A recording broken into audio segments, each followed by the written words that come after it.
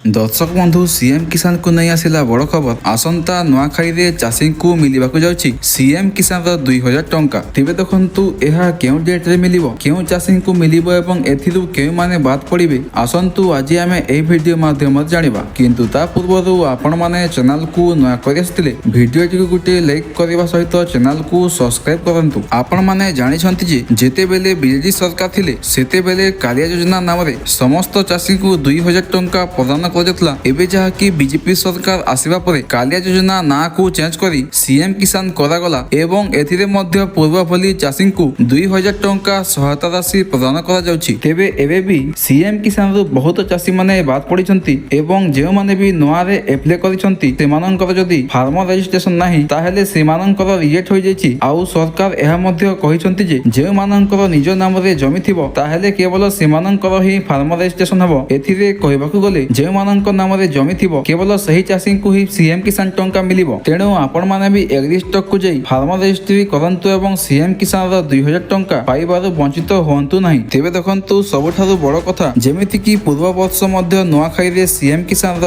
2000 ଟଙ୍କା ଚାଷୀଙ୍କୁ ପ୍ରଦାନ କରାଯାଇଥିଲା। ଏଥର ମଧ୍ୟ ସରକାର ଆସନ୍ତା ନୂଆଖାଇରେ ସିଏମ କିଷାନର 2000 ଟଙ୍କା ଦେବେ ବୋଲି କହିଛନ୍ତି। ହେଲେ ଏହା କେଉଁ ଡେଟ୍ରେ ଦିଆଯିବ ତାହା ଏପର୍ଯ୍ୟନ୍ତ ଫିକ୍ସ ହୋଇନାହିଁ। ତା ଛଡ଼ା ସିଏମ କିଷାନର 2000 ଟଙ୍କା ଆପଣମାନଙ୍କୁ ପାଇବାକୁ ହେଲେ ଆପଣମାନଙ୍କୁ ପ୍ରଥମେ ନିଜର କେୱାଇସି ହୋଇଛି କି ନାହିଁ ଚେକ୍ କରନ୍ତୁ ଏବଂ ଆପଣଙ୍କ ବ୍ୟାଙ୍କ ଖାତାରେ ଡିବିଟି ଲିଙ୍କ ଅଛି କି ନାହିଁ ସେ ସବୁକୁ ସର୍ବପ୍ରଥମେ ଯାଞ୍ଚ କରନ୍ତୁ, ଯାହାଦ୍ୱାରା ଆପଣମାନଙ୍କୁ ଆଗାମୀ ସିଏମ କିଷାନର 2000 ଟଙ୍କା ଆରାମସେ ମିଳିପାରିବ। ତେବେ ଏହା ଥିଲା ସିଏମ କିଷାନକୁ ନେଇ ଆଉ ଗୋଟିଏ ଛୋଟିଆ ଅପଡେଟ୍। ଭିଡ଼ିଓ ଭଲ ଲାଗିଲେ ଭିଡ଼ିଓକୁ ଗୋଟେ ଲାଇକ୍ କରିବା ସହିତ ଚ୍ୟାନେଲକୁ ସବସ୍କ୍ରାଇବ କରନ୍ତୁ।